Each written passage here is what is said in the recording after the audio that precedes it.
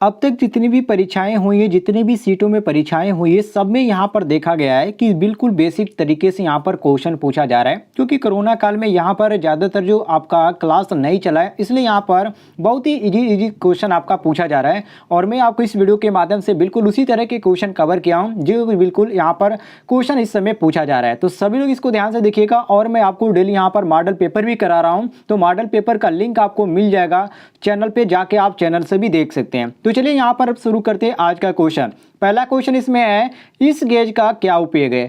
आप यहाँ पर देख सकते हैं, आपके सामने यहाँ पर एक गेज है, ठीक है। इस गेज का क्या उपयोग होता है, तो ये जो गेज है, ये जॉब की आंतरिक जो त्रिज्या होती है उसको जांचने के लिए इस गेज का प्रयोग किया जाता है। और इसमें जो हमारा सही दिया गया है वो हमारा ऑप्शन नंबर ए दिया गया है, ठीक है। एक और आपका गेज आता है जो कि वायर गेज आता है, जो कि तार की जो मोटाई होती है वो नापने के लिए प्रयोग किया जाता है। लेकिन ये जो गेज है, इसका जो जॉब की आंतरिक त्रिज्या है उसको मापने के लिए इस गेज का उपयोग किया जाता है। आगे बढ़ते हैं।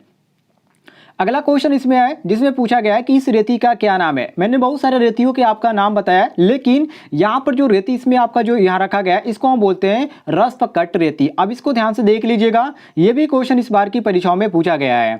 अगले क्वेश्चन पे आते हैं जिसमें पूछा गया है क्वेश्चन यहाँ पर कि इस औजार का नाम क्या है। ये सामने आप देख सकते हैं, यहाँ पर एक औजार है, इस औजार का आपको नाम बताना है। ये आपके सामने देख सकते हैं, यहाँ पर हाथ से यहाँ पर कुछ बनाया जा रहा है, लेकिन ये जो आपके सामने औजार है, इस औजार का नाम पूछा जा रहा है कि इस औजार का नाम क्या है। तो इसको हम बोलते हैं आंतरिक कैलिपर। क्या बोला जाता है? आंतरिक कैलिपर बोला जाता है, जो कि यहाँ पर बी ऑप्शन दिया गया है। बी ऑप्शन हम करेक्ट मारेंगे।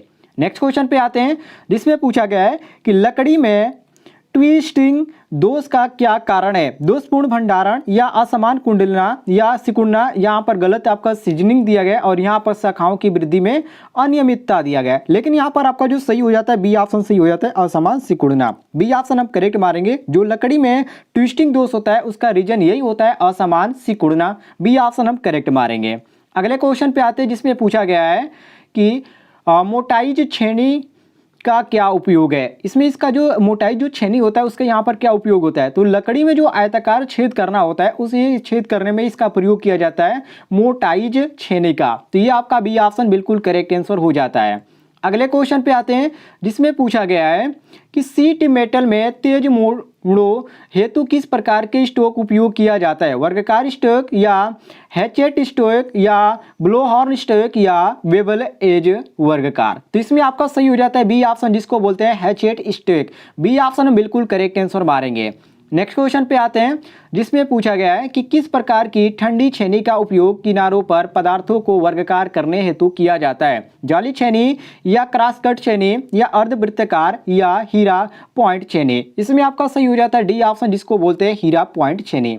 अगले क्वेश्चन पे आते हैं जो पूछा गया है क्वेश्चन कि किस प्रकार के कैलिपर का प्रयोग पदार्थ के बाहरी सिरों पर समांतर रेखाएं खींचने में होता है। आंतरिक कैलिपर या जैनिक कैलिपर या बाह्य कैलिपर या स्प्रिंग जोड़ कैलिपर। इसमें आपका जो सही हो जाता है वो आपका बी ऑप्शन सही हो जाता है, जिसको बोलते हैं स्प्रिंग जोड़ कैलिपर, जो कि यहाँ पर बी ऑप्शन दिया गया है। तो क्वेश्चन के अनुसार हमारा बी ऑप्शन बिल्कुल करेक्ट आंसर हो जाता है।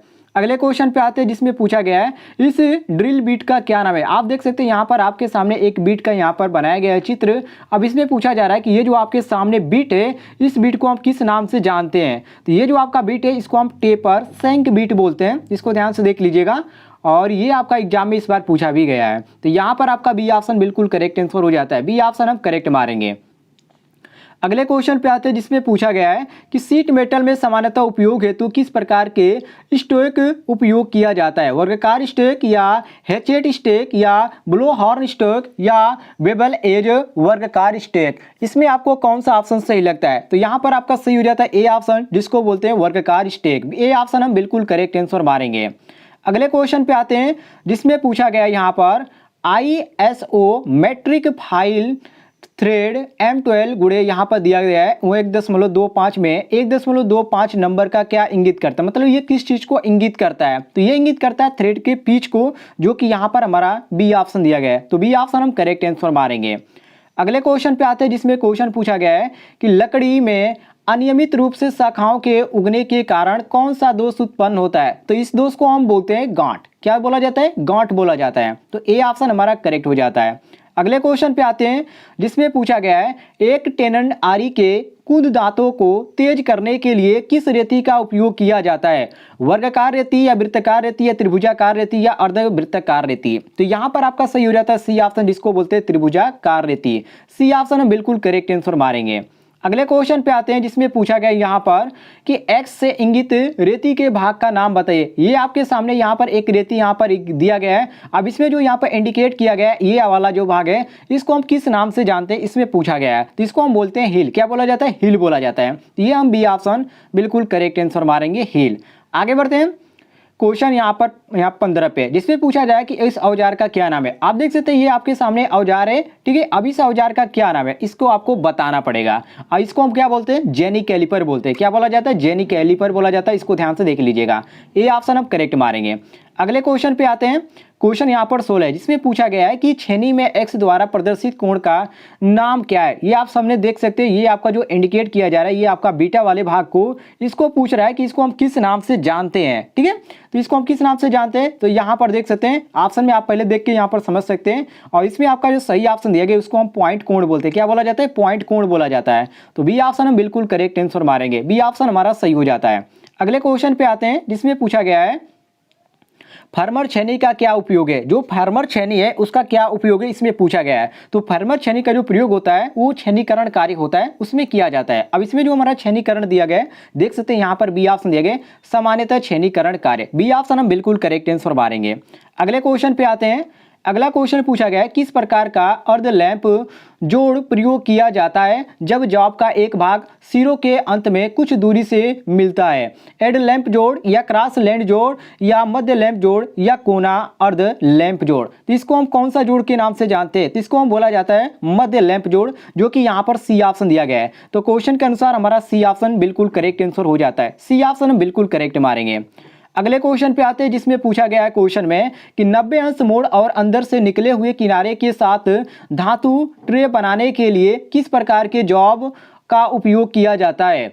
भी नौच का या तिरछा नौच का या वर्गाकार नौच का या सीधा नौच का? तो इसमें किस चीज का प्रयोग किया जाता है? इसमें आपका भी नौच का प्रयोग किया जाता है, जो कि ऑप्शन में हमारा ए ऑप्शन दिया गया है। ए ऑप्शन हमारा करेक्ट हो जाता है। अगले क्वेश्चन पे आते हैं जिसमें पूछा गया है सीट मेटल कार्य में हमें फोल्डिंग का क्या उद्देश्य है। सीट मेटल का नाम आपने सुना होगा, उस कार्य में हमें हेम जो फोल्डिंग होता है उसका क्या उद्देश्य होता है। इसमें बहुत सारे ऑप्शन आपको देखने को मिल जाते हैं। वर्गाकार डिब्बों को बनाने में सहायक, या सीट मेटल को सरलता से मोड़ने में सहायक, या काटने के बाद खुदरे किनारे बनाने से रोकता है, या सीट को क्षति से बचाता है। लेकिन इसमें आपका जो सही हो जाता है यहाँ पर डी ऑप्शन करेक्ट हो जाता है, सीट को क्षति से बचाता है। ऐसे ही क्वेश्चन आपको इस समय परीक्षाओं में पूछे जा रहे हैं, सारे क्वेश्चन को आप रट लीजिएगा।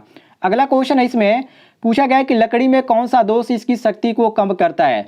घुमाना या कपिंग या चटकना या अनियमितता? तो इसको हम क्या बोलते हैं? इसको बोलते हैं हम अनियमितता, जो कि यहाँ पर बी ऑप्शन दिया गया है। तो क्वेश्चन के अनुसार हमारा बी ऑप्शन करेक्ट आंसर हो जाता है, बी ऑप्शन हम करेक्ट मारेंगे। अगले क्वेश्चन पे आते हैं जो आपके सामने यहाँ पर हथौड़ा दिखाया गया है, ठीक है। इसलिए जो पूछा गया है कि इसका क्या नाम है, मतलब इसको हम किस नाम से जानते हैं, क्वेश्चन पूछने का ये मतलब है। तो इसको हम जानते हैं क्ला, हथौड़े के नाम से। यहाँ पर देख सकते हैं ये आपका पकड़ने वाला भाग है, ठीक है, और ये आपका हथौड़ा है, ठीक है। तो इसको हम बोलते हैं कला हथौड़ा। तो ए ऑप्शन हम बिल्कुल करेक्ट आंसर मारेंगे। ध्यान से देख लीजिएगा, हो सकता है कंफ्यूजन क्रिएट करे। अगले क्वेश्चन पे आते हैं जिसमें पूछा गया है कि गलत सीजनिंग के कारण लकड़ी में कौन सा दोष उत्पन्न होता है? गांठ या घुमाना या चटकना या कपिंग? तो इसको क्या बोला जाता है? इसको बोला जाता है कपिंग। बी ऑप्शन यहाँ पर डी ऑप्शन दिया गया है, डी ऑप्शन हम बिल्कुल करेक्ट आंसर मारेंगे। अगले क्वेश्चन पे आते हैं जिसमें पूछा गया है कि सीट के सिरों को मुड़ने हेतु किस प्रकार के नौच का प्रयोग किया जाता है? भी नौच का या तिरछा नौच का या वर्गाकार नौच का या सीधा नौच का? तो इसमें आपका डी ऑप्शन करेक्ट हो जाता है, जिसको बोलते हैं सीधा नौच, जो कि यहाँ पर डी ऑप्शन दिया गया है। तो डी ऑप्शन हमारा क्वेश्चन के अनुसार बिल्कुल करेक्ट आंसर हो जाता है। अगले क्वेश्चन पे आते हैं जिसमें पूछा गया है कि क्रॉस कट छेनी या ठंडी छेनी का क्या उद्देश्य है? जो क्रॉस कट ठंडी छेनी होती है इसका क्या कार्य होता है और इसका उद्देश्य क्या है?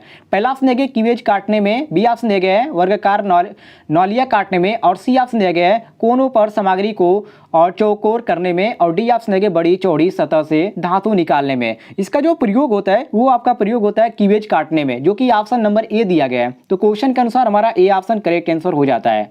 अगले क्वेश्चन पे आते हैं जिसमें पूछा गया है कि 90 अंश मोड़ने हेतु किस प्रकार का नौच प्रयोग होता है, भी नौच या तिरछा नौच या वर्गाकार नौच या सीधा नौच। तो इसको हम किस नौच के नाम से जानते हैं, तो इसको हम बोलते हैं वी नॉट, जो कि मैंने एक और भी क्वेश्चन आपको दिया था इसी वीडियो में। मैंने आपको कब 13 या 14 क्वेश्चन नंबर था जिसमें मैं आपको ये क्वेश्चन आपको दिया था। तो ये आपका दो ठे क्वेश्चन हो गया, लेकिन दोनों क्वेश्चन का पूछने का मतलब जो था अलग अलग था, तो इसको ध्यान से देख लीजिएगा।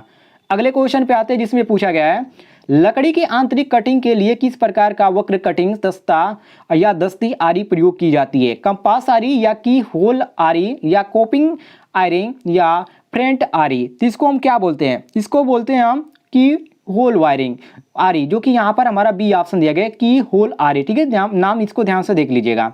अगले क्वेश्चन पे आते हैं जिसमें पूछा गया है सीट मेटल कार्य के लिए उपयोग होने वाले स्टोक का क्या नाम है, वर्गाकार स्टोक या हैचेट स्टोक या ब्लो हॉर्न स्टोक या वेवल एज वर्गाकार स्टोक। तो यहाँ पर आपका सही हो जाता है सी, जिसको हम बोलते हैं ब्लो हॉर्न स्टोक, जो कि यहाँ पर सी ऑप्शन दिया गया है। तो क्वेश्चन के अनुसार हमारा सी ऑप्शन करेक्ट आंसर हो जाता है।